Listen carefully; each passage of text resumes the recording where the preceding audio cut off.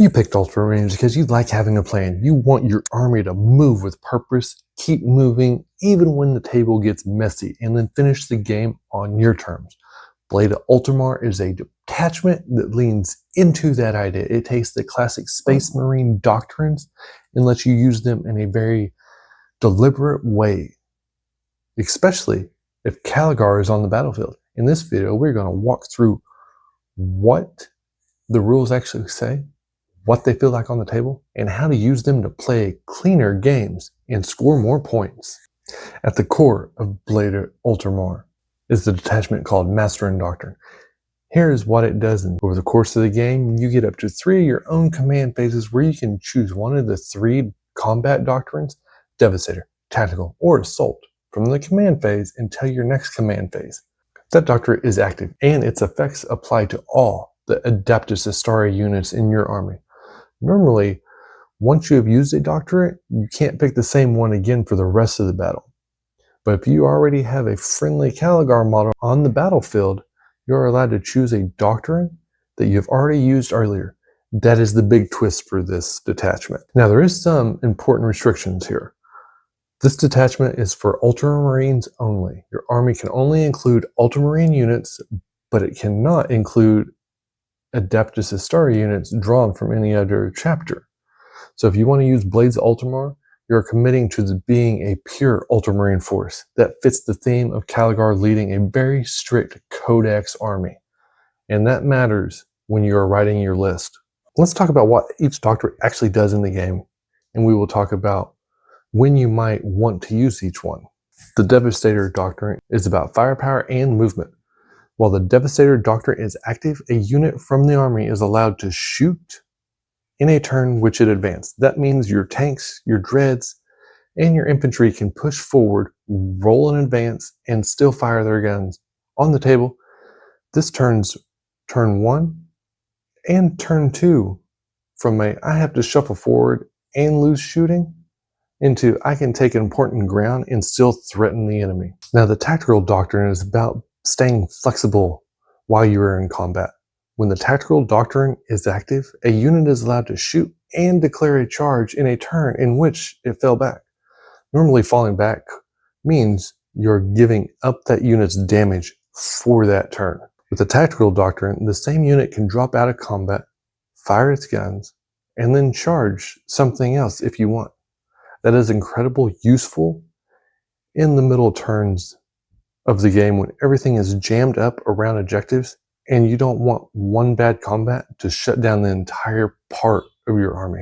Now, the Assault doctrine is about delivering a decisive close combat.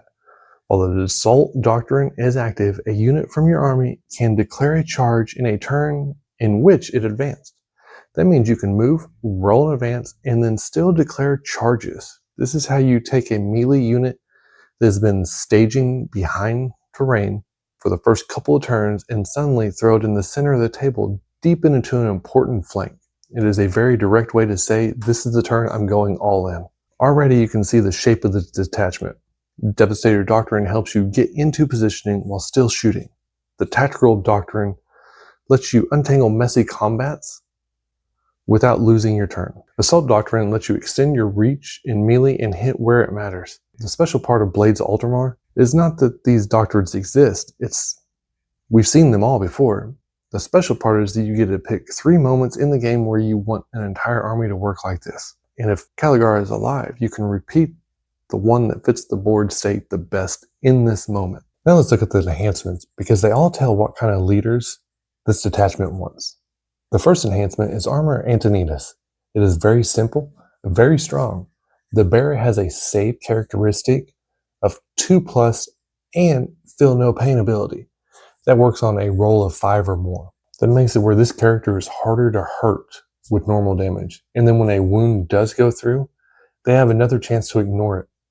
This is a great pick for a character you plan to stand in the middle of the table, holding an objective and taking hits all game. The second enhancement is Oath of Macragge. This turns the leader into a much more serious melee threat. You add 1 to the attacks and strength characteristics of the bearer's melee weapons. While the bearer is under the effects of the Assault doctrine, you add 2 to the attacks and strength characteristics instead.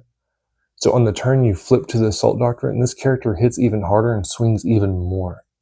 This is perfect for the leader you plan to send in when it's time to break an important unit off an objective.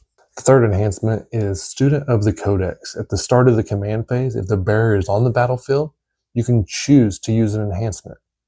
If you do, until the next command phase, the Tactical Doctrine is active for the bearer's units, even if your army is using another doctrine, and even if there is no doctrine active at all. That means this one unit always has the fallback, shoot, and charge play available when you need it. It is ideal for a flexible mid-board unit that you want to keep using all game long. The last enhancement is Veteran of Behemoth. While the bearer is leading a unit, ranged weapons equipped by models in that unit can sustain hits 1 ability, which means they generate extra hit rolls on critical hits. In addition, while that unit is under the effect of the Devastator Doctrine, you can reroll advanced rolls for it. This is the clear signal that Blade of Ultramar is happy to run a strong shooting unit that can step forward and keep its output high. Put this on the leader in a ranged squad or a vehicle unit that you want to push into key angles during your Devastator turn. With the enhancements in mind, let's walk through the stratagems now. These are the tools you will press on the opponent's turn and your own turn for good positioning into great ones. The first is Armour of Contempt. You use this in your opponent's shooting phase or in your fighting phase. Just after an enemy unit has selected its targets, you choose one Adaptus Custodes unit from your army that has been chosen as a target. Until the end of the phase, each time the attack targets that unit, you worsen the armor penetration characteristics of the attack by 1. Practically, this often changes fail saving throws into successful ones. It is your basic keep an important unit alive. Next, we have the Tactical Foresight. You use this when your opponent has selected targets in their shooting or fighting phase. You choose one of your units that has just been targeted until the end of the phase. Each time an attack targets that unit, if the strength characteristic of the attack is greater than or equal to the toughness characteristic of your unit, you subtract 1 from the wound roll. That makes it harder for high strength weapons to convert their hits into wounds on you. This is very strong on tanks, dreadnoughts, and elite infantry that are about to take a shot by heavy weapons. Then we have the Courage and Honor. Use this in the fight phase on one of your Adeptus Custodes and unit from your army. Until the end of the phase, melee weapons equipped by models in that unit gain the Lance ability. If your unit is under the effect of the Assault Doctrine, those weapons also gave an improvement of 1 to their armor penetration. Does this mean your melee units hit harder against high toughness targets and punches through stronger armor when you time it with Assault Doctrine? It is an excellent way to make sure a key combat truly finishes the target you have chosen. Then we have Ultramarine Adaptability, is your precision doctrine tool. In your command phase, you select one Adaptus Custodes unit from your army, and you select one of the doctrines, Devastator, Tactical, or Assault. Until your next command phase, that doctrine is active for that unit only, instead of whatever doctrine is active for your army. Even if you've already selected that doctrine earlier in the battle, this lets you, for example, keep an army in Tactical for the control side, while one melee unit uses Assault so it can advance and charge, or one shooting unit uses Devastator so it can advance and fire. It gives you a lot of flexibility without spending one of your 3 global doctrine picks. Because remember, you only have 3 that you can do.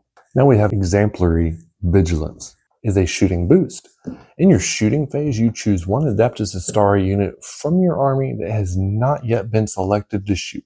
Until the end of the phase, the ranged weapons equipped by models in that unit gain the Ignores Cover ability. If your unit is under the effects of the Devastator Doctrine, those weapons also gain an improvement on one of their armor penetrations. This is how you delete a unit that is hiding in terrain cover and relying on it to stay alive. It works especially well with tanks, heavy infantry, and anything that can deliver a strong volley into a key target. And then we have Practical Tactics. It is your repositioning stratagem. You use it in your opponent's movement phase, just after an enemy unit ends a normal move, an advance, or a fallback move, you choose one Adaptus Astari infantry or Adaptus mounted unit from your army that is within 9 inches of the enemy unit and not within engagement range. Your unit can then make a normal move of up to a number of each inches equal to the results of 1d6 dice, or a normal move of up to 6 inches if it is under the effects of a tactical doctrine. This is how you step onto an objective after the enemy moves away, step out of the enemy charge lane, or move into a better angle without waiting for your own movement phase. Now that we've gone through the rules, let's talk about how this actually feels to play from turn to turn. In many games, a simple pattern works well. On the first turn, you often want Devastator Doctrine so you can advance forward and still shoot. This lets you get into useful positioning without losing your first turn damage. On the second or third turn, once there are units locked in combat and objectives are contested, the Tactical Doctrine shines. You can fall back with a unit that is stuck, fire into a more important target, and still declare charges where it matters. Later in the game, when you are close enough and you want a melee unit ready, you flip to an Assault Doctrine, so you can advance and charge to break open the score. The timing of the Doctrine should match the board, not just the turn number. Sometimes the right play is to hold off on an Assault Doctrine because your melee unit is still too far away.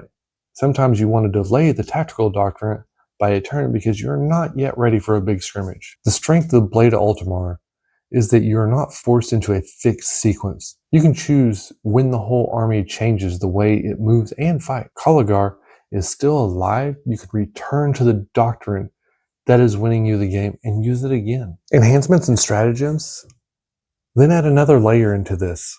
A character with Armour of Antoninus can stand at the front of the midboard unit and soak up a surprising amount of firepower, especially if you remember to use the Armour of Contempt or Tactical Foresight when the big attacks come in. A melee leader with Oath of Macragge, timed with Assault Doctrine and Courage of Honor, can turn a single combat into a massive swing by clearing a tough unit off an objective. A student of the Codex unit keeps you from ever feeling completely stuck, because that one unit can always fall back, shoot, and charge again. Veterans of Behemoth turn one shooting unit into a very reliable piece whenever Devastator Doctrine is active. Now, when you put it all together, Blade of Ultramar is less about doing something flashy and more about never wasting a turn. Your army moves forward while still shooting, your units fall back without turning off their damage, your melee units reach charges that would normally be out of range. Your stratagems keep important units alive just long enough to score, or push just enough extra damage to remove that piece that is still holding your opponent's plan together. If you treat the doctrines as big moments and the stratagems are the small adjustments inside those moments, the detachment starts to feel very natural. You look at the board and ask yourself, what do you need this turn? More movement while shooting? More freedom to fall back and keep fighting? Or more melee? And choose the doctrine that matches that need. Then use your stratagems and enhancements to support that choice. This is Blade of Ultramar. It is an Ultramarines detachment that rewards calm decision, careful timing, and is a clear idea what each unit is trying to do. Subscribe to Tabletop Nexus so you do not miss the other attachment guides and army deep dives.